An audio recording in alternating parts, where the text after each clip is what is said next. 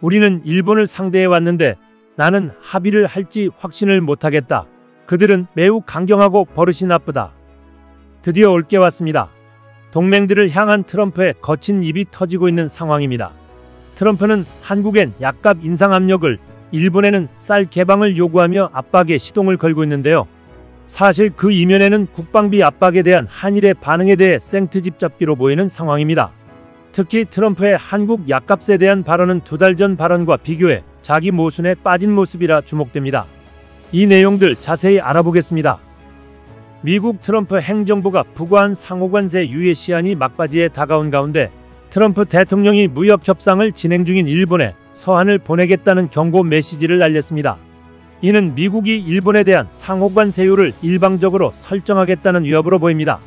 백악관은 트럼프 대통령이 이번 주 무역 담당 참모들과 만나 세계 각국에 부과할 상호관세율을 논의할 것이라고 전했습니다. 트럼프 대통령은 30 자신 소유의 소셜미디어 트루스 소셜에 쓴 글에서 우리는 그들에게 단순히 서한을 보낼 뿐이며 앞으로 오랜 기간 무역 파트너가 되는 것을 환영한다고 밝혔습니다. 그는 다른 나라들이 미국을 얼마나 버릇없이 대했는지 보여주겠다. 나는 일본을 매우 존중하지만 그들은 대량의 쌀 부족을 겪고 있는데도 우리 쌀을 받지 않으려 한다면서 이같이 적었습니다.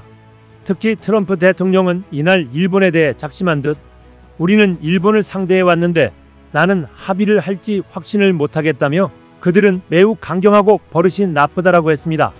그는 나는 일본을 사랑하고 아베 신조 전 총리는 내 가장 가까운 친구 중 한 명이었다.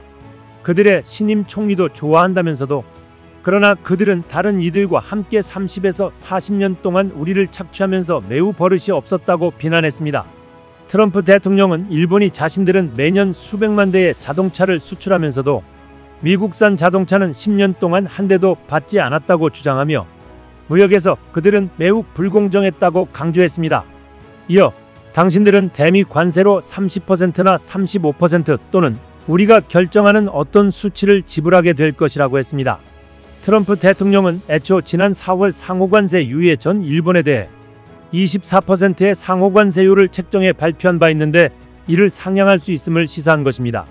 트럼프 대통령은 서한의 구체적 내용은 거론하지 않았지만 최근 각국의 상호관세율을 서한으로 통보하겠다고 반복적으로 밝힌 것을 감안하면 관세율을 일방적으로 통보하겠다는 의미로 추측되는 상황입니다. 트럼프 행정부는 한국, 일본을 포함한 57개 경제주체의 상호관세를 지난 4월 9일 발효했다가 90일간 유예했고 유예 기간은 오는 9일 0시 1분을 기해 종료됩니다. 이날 백악관은 트럼프 대통령이 각국과의 상호관세율을 논의하기 위해 무역 담당 참모들과 만날 것이라고 밝혔습니다. 캐롤라인 레빗 백악관 대변인은 이날 브리핑에서 상호관세 유예 연장 가능성에 대해 질문받자 트럼프 대통령은 그것이 필요하다고 생각하지 않는다고 했다며 그는 그들이 선의로 협상하려 하지 않는다면 많은 나라들의 관세율을 결정할 것이라고 답했습니다. 이에 앞서 미국의 무역 협상을 이끄는 스콧 베선트 재무장관은 블룸버그 TV 인터뷰에서 상호관세 유예 연장과 관련한 질문에 우리와 신의성실하게 협상하는 국가들이 있지만 그들은 만약 우리가 그들의 저항 때문에 결승선을 넘지 못한다면 우리가 4월 2일 수준으로 돌아갈 수 있다는 점을 인식해야 한다. 난 그런 일이 일어나지 않기를 바란다고 경고했습니다. 이 같은 트럼프의 무역 압박은 한국으로도 향하고 있습니다. 2025년 7월 트럼프 대통령이 의약품에 대한 품목별 관세 도입을 예고하며 또 한 번 글로벌 시장을 흔들고 있습니다. 이번에는 한국도 불공정한 국가로 지목되면서 한미 무역 협상에 새로운 뇌관이 터졌습니다.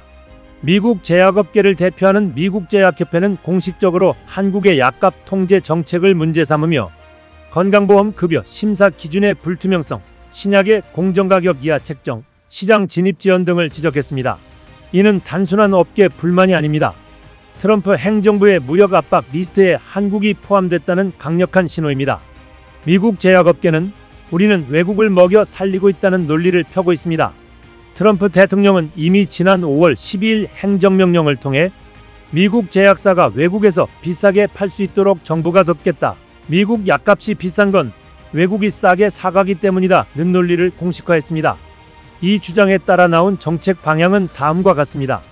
타국의 약값 규제는 불공정 무역으로 간주, 의약품 품목별 관세 부과 가능성, 외국 정부의 건강보험 기준의 압력 행사 등 미국은 이를 무역대표부와 상무부를 통해 실제 무역협상 테이블로 가져오고 있는 중입니다. 미국 제약협회와 미 상공회의소가 지적한 한국의 문제점은 이러한데요. 첫 번째, 신약급여 등재 절차가 느리고 복잡하다. 두 번째, 건강보험공단이 약값을 낮게 책정한다. 즉, 연구개발비를 충분히 반영하지 않는다. 세 번째, 미국 혁신 신약에 대한 보상이 부족하다. 즉 미국이 만든 약을 한국이 싸게 쓰고 있다. 이는 곧 한국이 미국 제약사를 착취한다는 프레임으로 연결되고 있으며 무역협상에서 미국산 신약에 대한 우대조건 요구로 이어질 가능성이 매우 높습니다. 향후 트럼프는 미국산 신약에 대해 건강보험 적용 확대 요구하며 약값 인상에 압력을 넣으려는 계획입니다. 이는 곧 한국 정부의 보건의료 재정 부담이 증가하게 되어 우리 국민들의 의료보험료 인상으로 이어질 수 있는 사항입니다.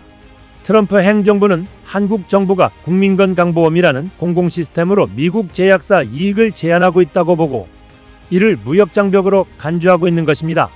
하지만 트럼프는 불과 지난 5월 11일 처방약과 의약품 가격을 최대 80%까지 낮추겠다는 행정명령에 서명할 것이라고 밝힌 바 있습니다.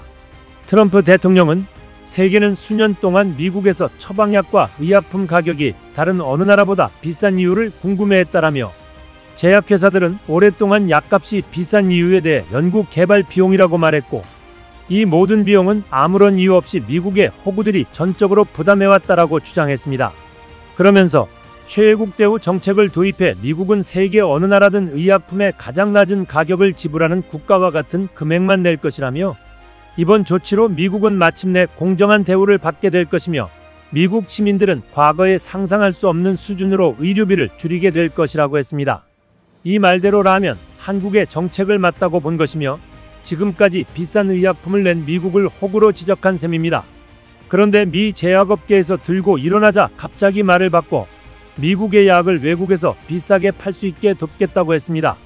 이는 트럼프가 자기 모순에 빠진 것이며 다같이 호구가 되자는 말과 같은 것입니다. 트럼프의 오락가락 좌충우돌 정책 변경이 자기 무덤을 파는 꼴입니다. 한국과 미국이 7월 이재명 대통령의 방미를 통한 트럼프 대통령과의 첫 정상회담 일정을 조율하고 있는 가운데 우리 정부가 트럼프 2기 행정부의 안보 청구서에 어떻게 대응할지 관심이 쏠립니다. 트럼프 2기는 현재 한국을 포함한 동맹국들의 국방비를 GDP의 5% 수준으로 올리라는 요구를 공식화하고 있습니다.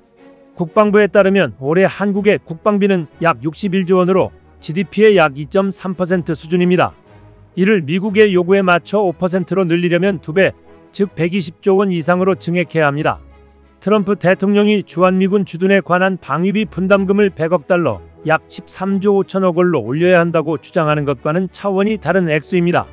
전문가들은 트럼프 2기 들어 현실화하고 있는 주한미군의 전략적 유연성 확대, 방위비 분담금 인상 압박, 국방비 증액 압박 등은 더 이상 미국이 동맹의 방어를 전적으로 책임지지 않겠다는 의미라고 입을 모읍니다. 국방비 증액 요구와 관련해선 장기간 단계적으로 올리는 형태로 협상할 필요가 있다고 조언합니다. 박원곤 이화여대 교수는 GDP의 5%는 단순한 숫자 문제가 아니라 미국이 이제 자국의 방어는 각자 책임지라는 신호를 보내는 것이라며 한국은 북한의 재래식 위협을 미국이 더 이상 책임져주지 않는다는 현실을 마주하고 군사대비 태세 강화 등의 힘을 써야 한다고 했습니다. 엄효식 국방안보포럼 사무총장은 미국이 원하는 모든 요구의 목적은 결국 국방비 인상이라며 트럼프 2기의 자국 우선주의 기조에 따라 국방비가 늘면 무기 구매가 늘고 미국 군수 방위산업에 도움이 되는 것이라고 말했습니다. 한 외교안보 전문가는 최근 일본은 미국이 자국의 주권사항인 국방비 증액을 대폭 요구하자 외교 국방 2+2 회의를 취소했는데 이를 참고해 일본과 힘을 모아 미국의 공세에 대응할 필요가 있다고 했습니다. 트럼프의 힘을 통한 압박에 주변국들과의 외교 역량을 통해 트럼프의 못된 버릇을 고쳐야 할 것입니다. 이상 시온TV였습니다.